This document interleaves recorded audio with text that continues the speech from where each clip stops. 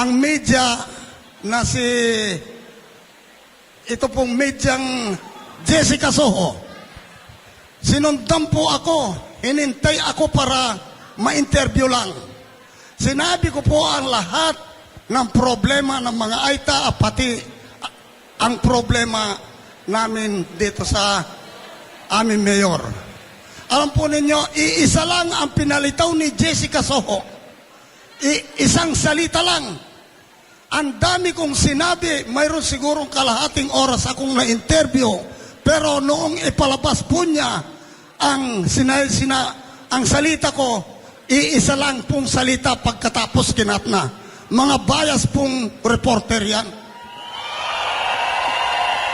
Yan po ang mga bias na reporter. Kaya sinasabi ko po, gusto ko pag narinig ko po itong rallying ito, talagang para po akong nabunutan ng tinik.